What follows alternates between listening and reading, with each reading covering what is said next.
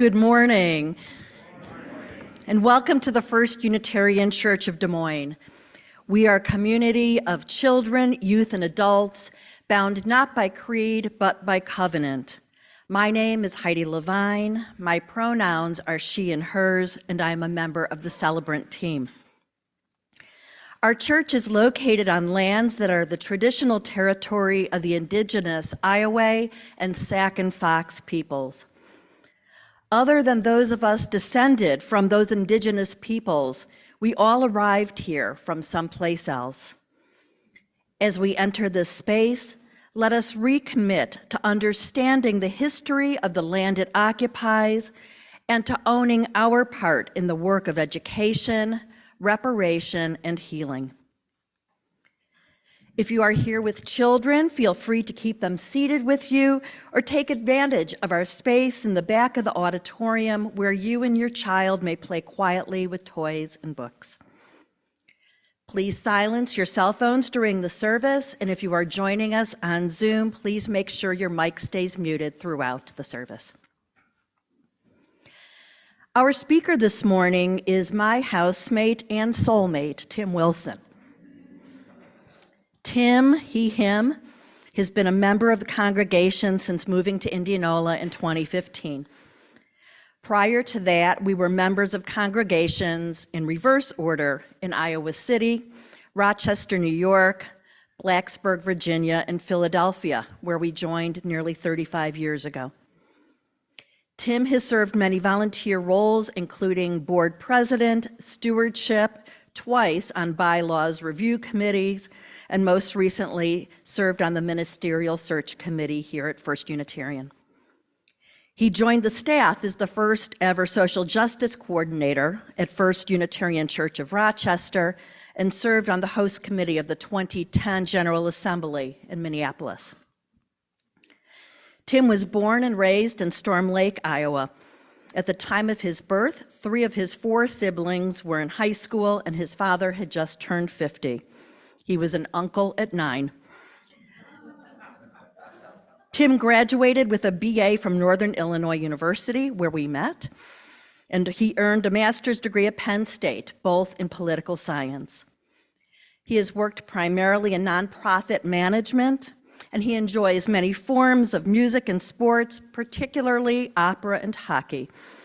He is also a fan of classic film and enjoys poking around in his genealogy, which appears to be nearly 100% from the British Isles, though he admits there's always a chance that DNA tests could prove otherwise.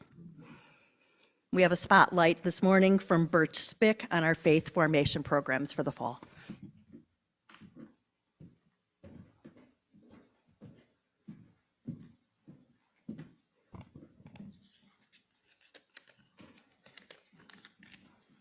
Good morning, everyone. My name is Birch Spick. My pronouns are they, them, and theirs, and I'm your faith formation coordinator. Think about what you value most about this community. Maybe you value thoughtful questions, engaging discussions, moving stories. Imagine if you had these experiences available to you when you were a child. What would your life be like now? First Unitarian provides us all with ways to engage and grow through questions, conversations, and stories. And we provide these to our children as well. Think about how much these mean to you now and consider companioning our children and youth this year in our faith formation programming. I invite you to help share these experiences with the children and youth in our open classrooms this fall, starting in September. The individual commitment is small, but the impact lasts a lifetime. Come see me after service to learn more about the opportunities that we have to serve and grow with one another, or send me an email for more information. Thank you all.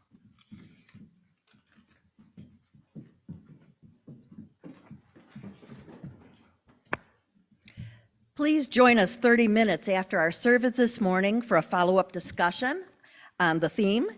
It's a good chance to meet new people, share and hear reflections on the service, and Zoom attendees are invited to join in their own breakout room.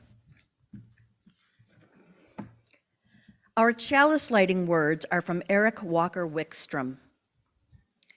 Here, today, in this place, and with these people, may we listen so that we can hear.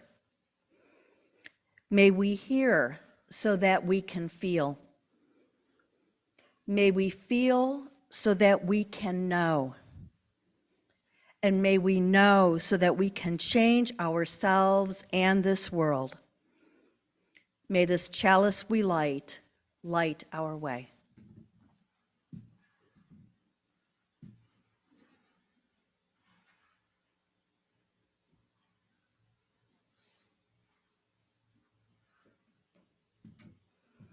Our gathering song this morning is number 1023 in the Teal hymnal, Building Bridges. Please rise as you are able. Building bridges between our divisions, I reach out to you. Will you reach out to me? With all of our voices and all of our visions, friends, we could make sweet harmony, and that's what we're going to do. This is a round. Bruce will play it through once. We will sing it through another time, and then I will lead group 1 here, and Heidi will lead group 2, so you will know when to start, and we will make harmony. Okay. We will sing it the 2 times when we do the back and forth.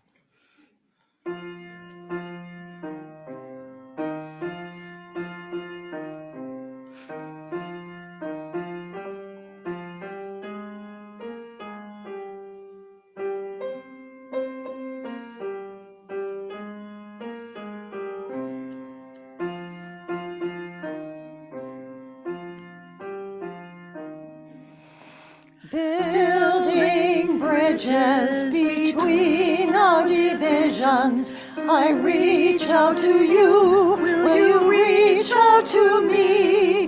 With all of our voices and all of our visions, friends, we can make such sweet harmony. Building bridges between our divisions, I reach out to you. Will you reach out to me? With all of our bridges between our visions, I reach out to you. Will you reach out to me? Building bridges between our divisions, I reach out to you. Will you reach out to me? With all of our voices and all of our visions, I reach out to you. Will you reach out to me? With all of our voices and all of our visions, friends, we could make such sweet harmony.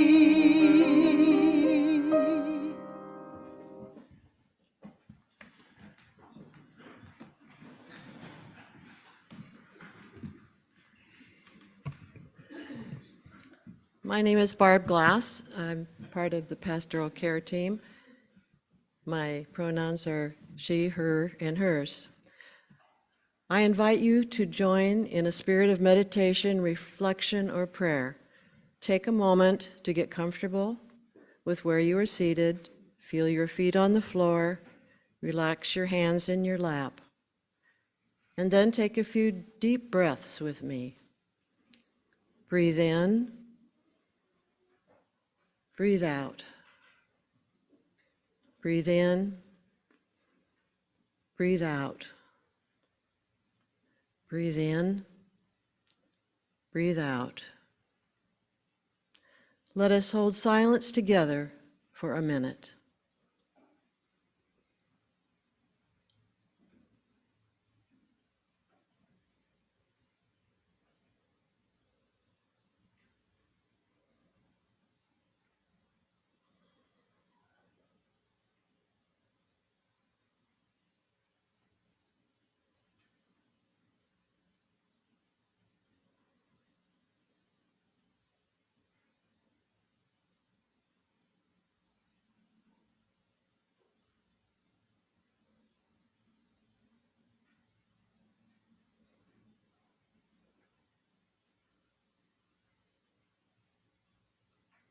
A church is not a building, but a community.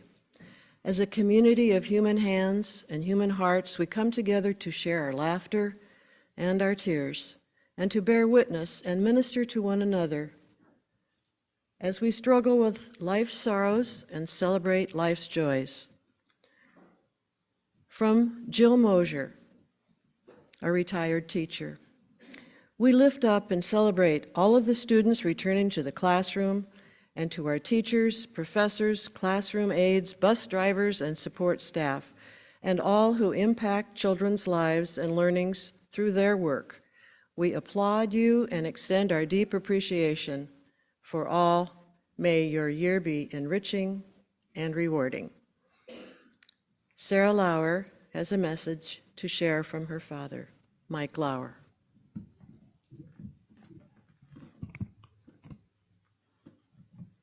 These are my dad's words.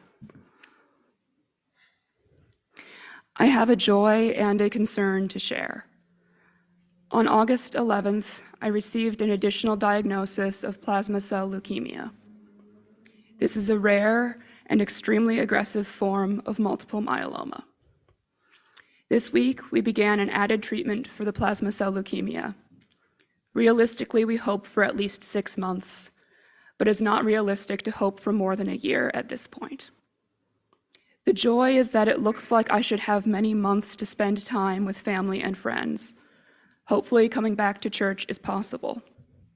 The joy is all the love and support people have offered as they've learned about this news of my condition.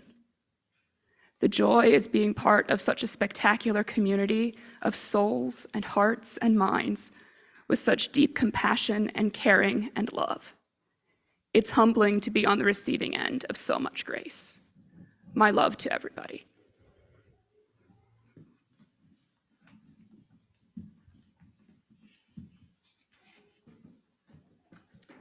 Thank you, Sarah.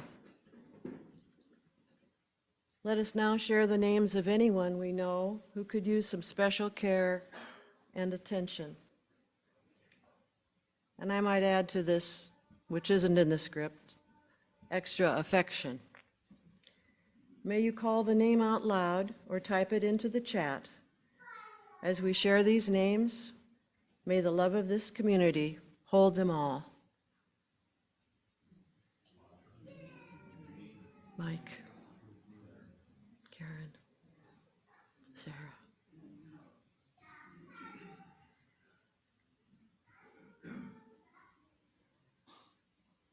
May the light of our community shine on all the broken places of the world. May the work of our hands and hearts support, aid, and comfort all those who hunger or thirst for food or water, justice or freedom. May we never look away when we are needed. May those who are grieving be comforted. May those who are tired find rest. May the broken places be healed. May those who are filled with joy and laughter be abundant. We light 3 candles, one for the joys and sorrows shared aloud, one for those shared in writing, and one for those held silently among us.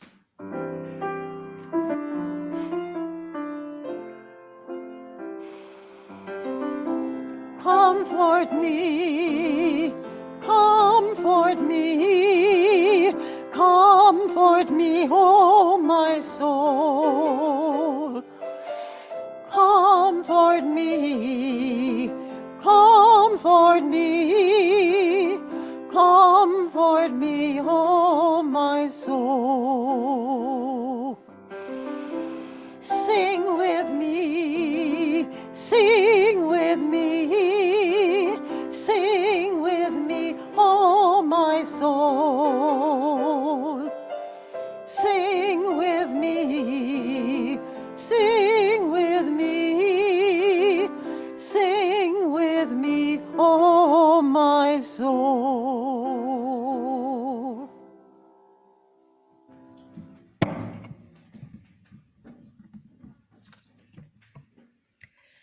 The mission of First Unitarian Church is to grow ethically and spiritually, serve justly, and love radically. Your gifts of time and presence and money make all of this possible. The offering is a budget line item. It's also a symbol of gratitude for this community and a symbol of the generosity that defines it. Every week, half of the collection given in the service goes directly to the wider community to support Faith in Action partners. Let's Talk collaborates with the Des Moines Public Schools to help young people resolve conflict, and Hawthorne Hill works with unhoused families toward permanent, affordable housing. You may give through the plate as it passes or give online. Thank you.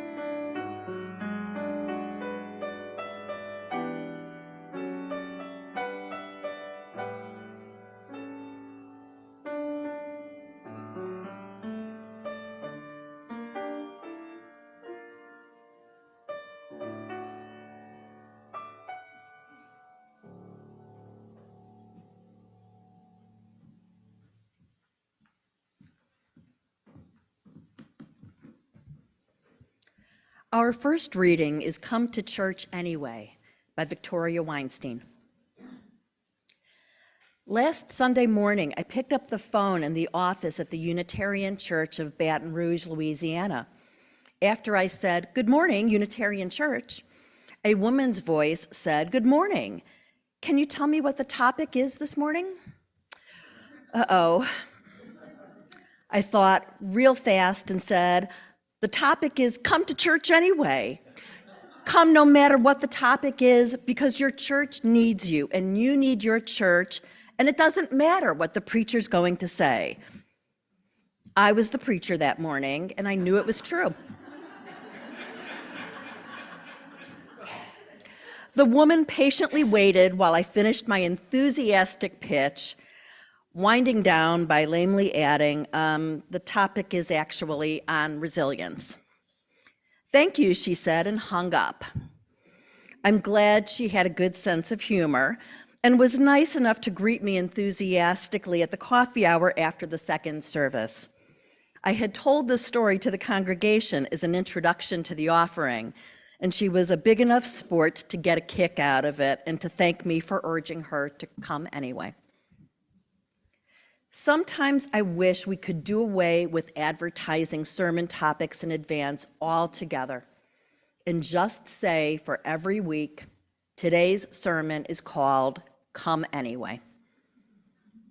Sermons are living things. They are a response to our life together and may wind up taking a very different direction than what the preacher originally advertised. You never know. Come anyway. The church needs you. You are, in fact, the church. Worship services are very consistent around here. The music director and choir prepare beautiful music. The lay leader is terrific. The children's message is adorable and meaningful. The ushers are gracious. The coffee hour is sumptuous. And your minister does her utmost best to craft a relevant, thought-provoking sermon. But for my money, the most powerful moment that I share comes in the silence before our meditation. How does that happen? It happens simply by virtue of all the people in all those states breathing, being together as one in the spirit of hope and healing, gathered not by common belief, amazingly enough, but by common values and common need. Come, be a part of that. Come anyway.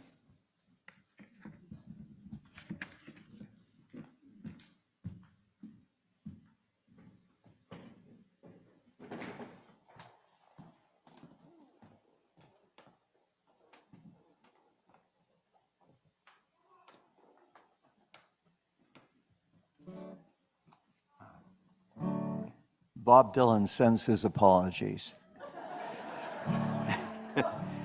he gave me a call this morning. He says, "Jack, I can't make it. Would you mind standing in?" So here you go.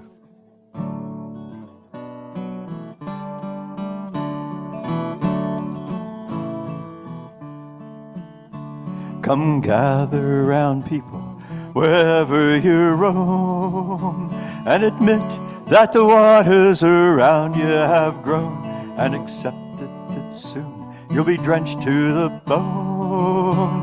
If your time to you is worth saving, then you better start swimming or you'll sink like a stone, for the times they are changing. Come writers and critics throughout the land, and don't criticize what you can't understand. Your sons and your daughters are beyond your command. Your old road is rapidly fading. Please get out of the new one if you can't lend your hand, for the times they are changing. Come senators, congressmen, please heed the call. Don't stand in the doorway, don't lock up the hall, for he who gets hurt will be he who has stalled. There's a battle outside and it's raging. It'll soon shake your windows and rattle your walls, for the times they are changing. Come mothers and fathers throughout the land, and don't criticize what you can't understand. Your sons and your daughters are beyond your command. Your old road is rapidly fading. Please get out of the new one if you can't lend your hand, for the times they are changing. The line it is drawn, the curse it is cast, and the slow one now will later be fast, as the present now will later be past. The order is rapidly fading, and the slow one now will later be fast, for the times they are changing.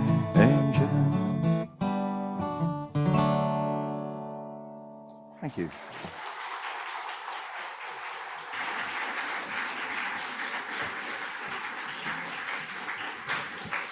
Thank you, Jack. I think you did Bob Dylan proud.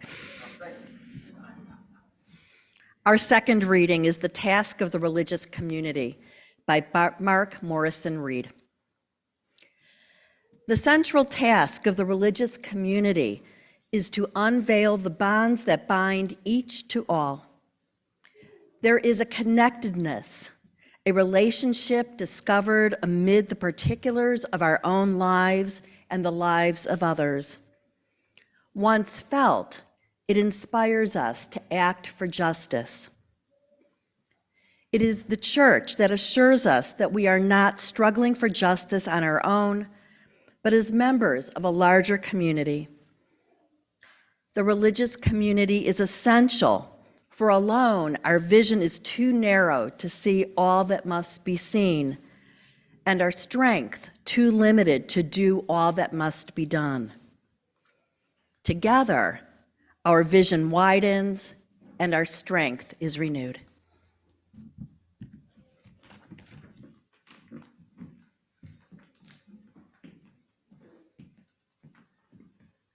Good morning. I'm Tim Wilson. As Heidi indicated, my pronouns are he, him, and his.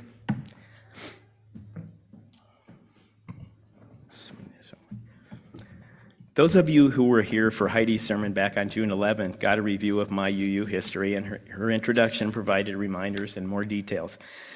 That first congregation, the Unitarian Society of Germantown in Philadelphia, has a remarkable history.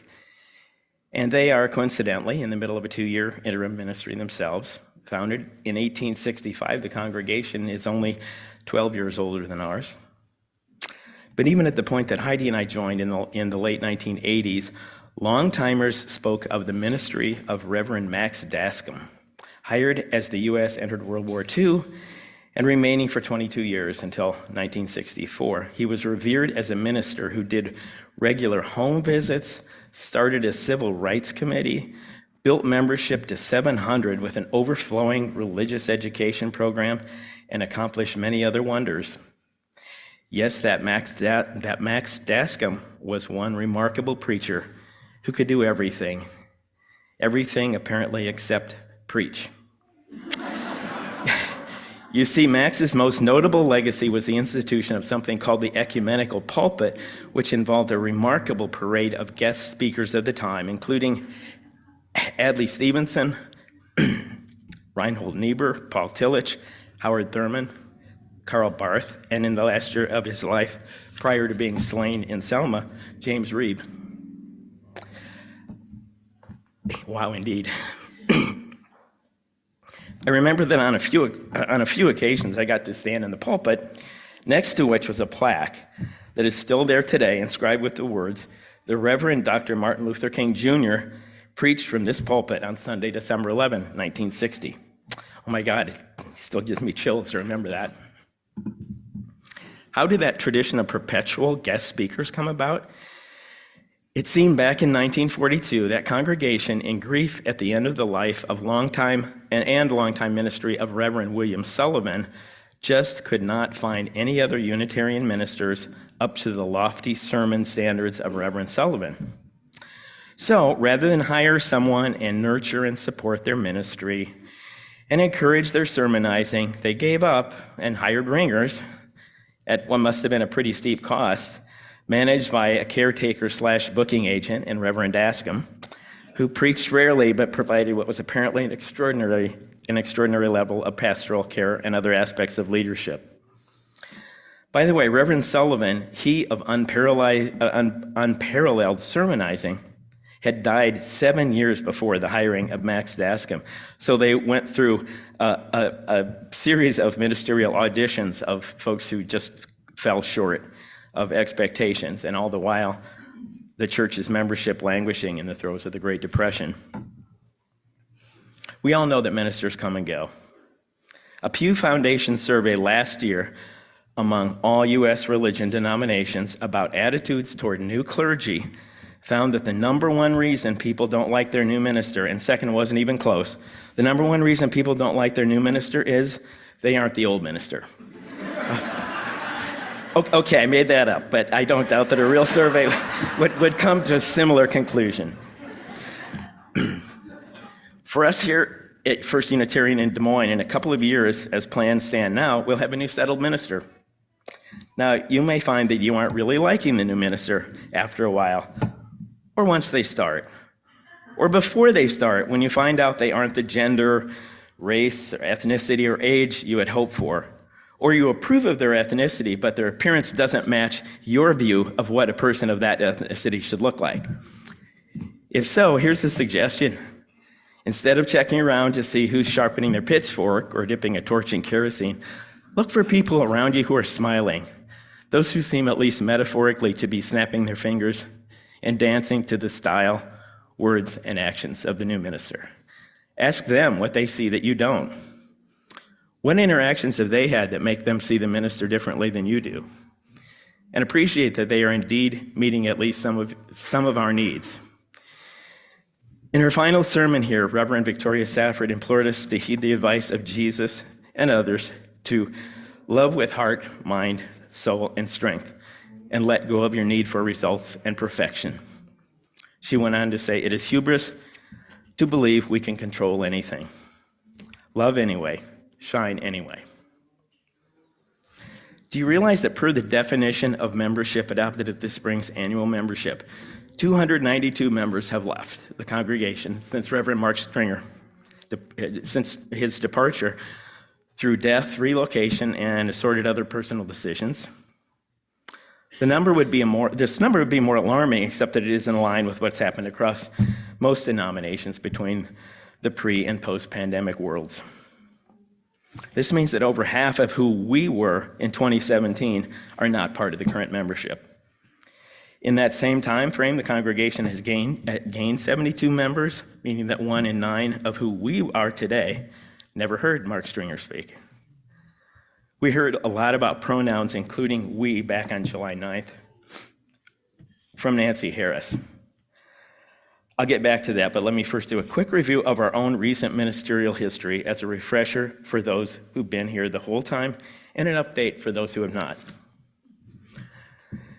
Since the end of Reverend Stringer's ministry, the congregation has had an interim minister, a settled minister, a contract minister, and we are about to begin a new 2-year chapter with Reverend Meredith Garman. I've done a little research, and here's what I know about those who filled these roles.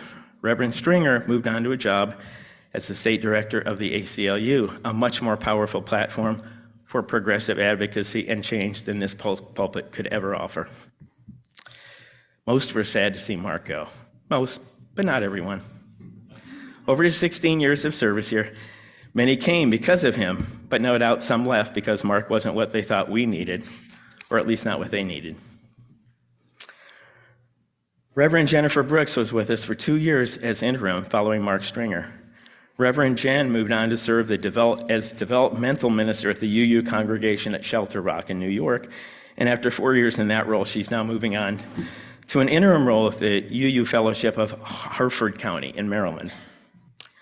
When Reverend Brooks left, some were sad to see her go, some were ready to move on, but all wished her well. Some walked away during Jen's time with us, but others came and are still here.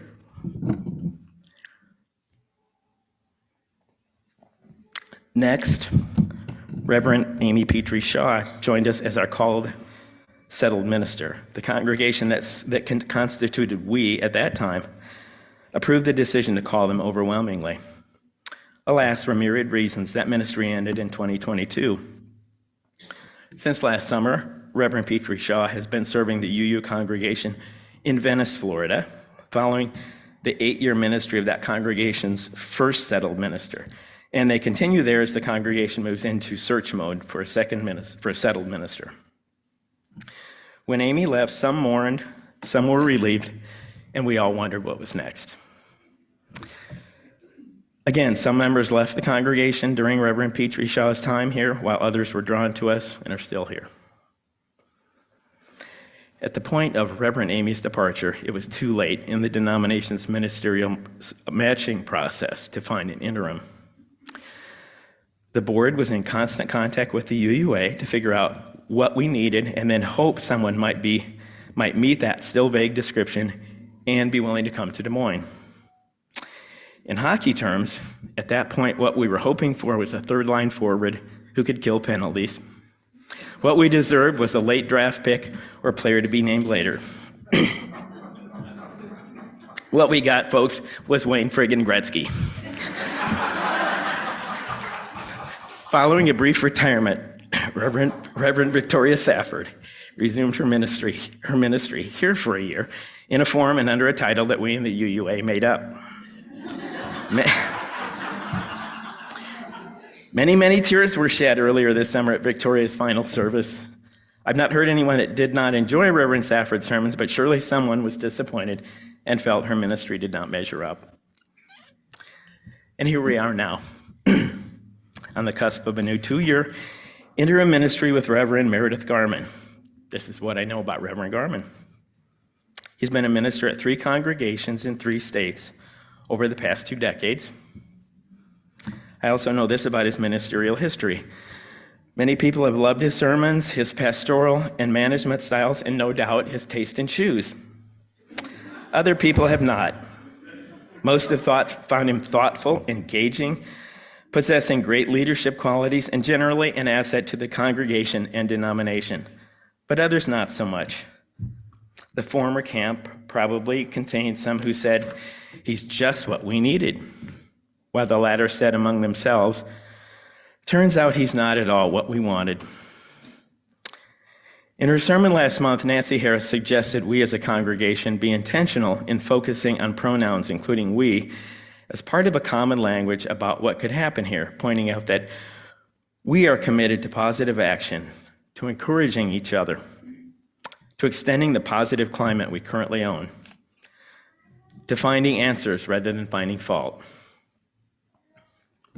But whoever makes up the we now in this new chapter and beyond, it is worth keeping in mind that this congregation has existed for almost a century and a half.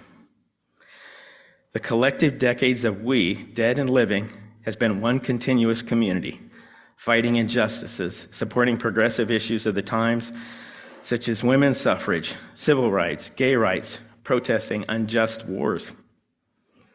We've changed internal policies that were sexist, racist, homophobic, or just plain outdated. And in recent times, we housed a human who was deemed illegal by many, provided hospitality to dozens of families who would otherwise be homeless, and hosted a statewide conference for folks whose existence is under constant attack.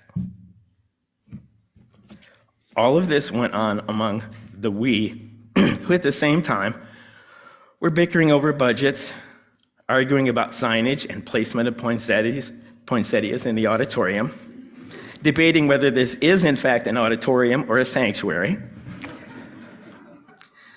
disagreeing about whether or not to add Universalist to the congregation's name, and yes, grumbling about or exalting sermons and sermonizers in sometimes courteous and sometimes disrespectful and hurtful fashion, seeking to create buy-in and consensus too often in matters where neither is needed nor even possible.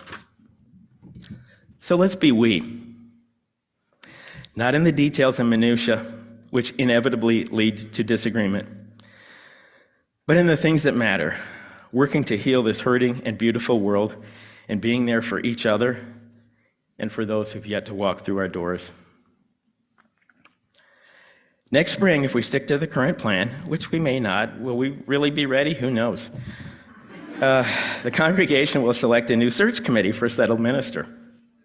I understand the UUA is taking a look at the search committee model that we followed a few years ago, and that has been in place for a long time, though obviously not as far back as the 1930s, when those Philadelphia Unitarians I spoke of earlier were floundering.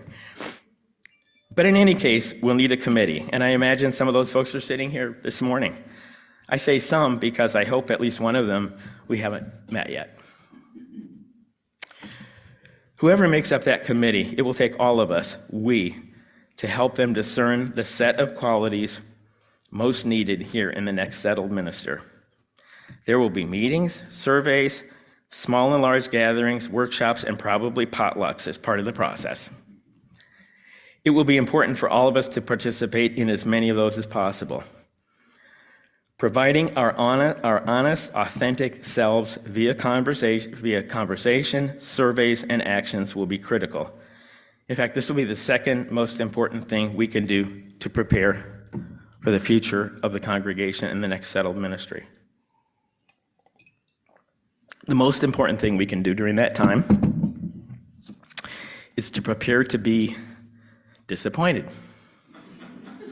Not really disappointed, like you're at the airport waiting to board a jet, taking you to your child's wedding and your flight gets canceled, or the person you were sure would become your one true love was not interested in you in the least. But maybe you'll be a little disappointed that the minister used an example to illustrate their point that was different from the one you thought would be perfect, or that they picked a closing hymn that you don't like, or that their taste in shoes falls short of that of Reverend Garman's. a little disappointed, or maybe a lot. The overwhelming feeling of that moment should be celebration, and may we all be ready to welcome the new settled minister and whatever gifts they bring. Those of us who were here during Reverend Stringer's ministry will remember him reminding us that what is important isn't whether or not we are disappointed by the service or sermon, but that even if we are disappointed, we keep coming back. Also remember the lesson Sally Bachholt reminded us of in late June when she shared the story from years ago of the campaign to change the name of the church, about how disappointed and even hurt she was at first, before listening to others whose point of view she came to appreciate and eventually embrace. Whoever that settled minister is, she or he or they will not be perfect. Well, neither will we. Whoever we are at that point. Some will be excited and view this as the best ministry of their lives. Others will not see much they like in the settled minister. But remember another thing of which Sally reminded us earlier this summer. We are always better together. Together, at least, in what matters. And may it be so. May we make it so.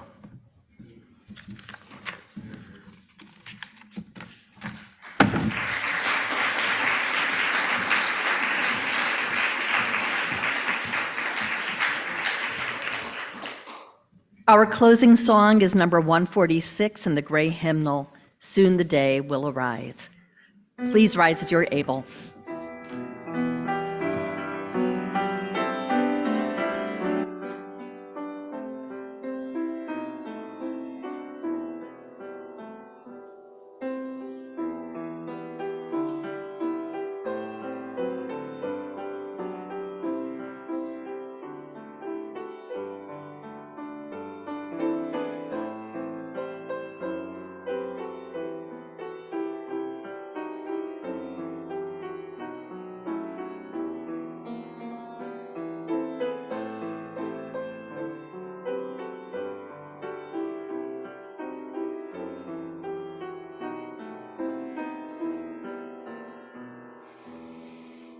Soon the day will arrive when we will be together, and no longer will we live in fear. And the children will smile without wondering whether on that day thunder clouds will appear. Wait and see what a world there can be if we share, if we care, you and me. Wait and see what a world there can be if we share, if we care, you and me. Some have dreamed, some have died to make a bright tomorrow, and our vision remains in our hearts. Now the torch must be passed with new hope, not in sorrow, and a promise to make a new start. Wait and see what a world there can be if we share, if we care, you and me. Wait and see what a world there can be if we share, if we care, you and me. Our benediction, these words were shared by Reverend Safford in the closing of her final service with us in June, and they're excerpted from A House Called Tomorrow by Albert Rios. You are not 15 or 12 or 17. You are 100 wild centuries, and 15 bringing with you in every breath and every step, everyone who has come before you, all the yous that you have been, the mothers of your mother, the fathers of your father. If someone in your family tree was trouble, 100 were not. The bad do not win, not finally, no matter how loud they are. We simply would not be here if that were not so. We can make a house called tomorrow. What we bring, finally into the new day, every day, is ourselves. And that's all we need to start. That's everything we require to keep going. Look back only for as long as you must, then go forward into the history you will make. Be good, then better. Write books, cure disease. Make us proud. Make yourself proud. And those who came before you, when you hear thunder, hear it as their applause.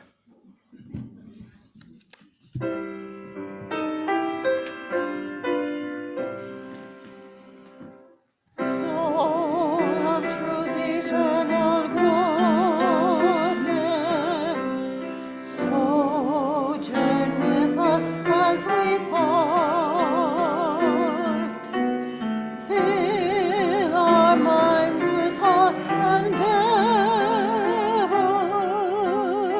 Keep us just and pure in heart. Strengthen us for daily duty. Guide us by the inward light. Hallowed be each coming morning.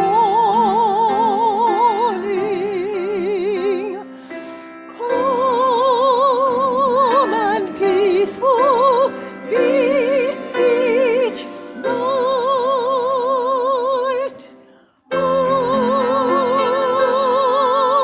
Amen.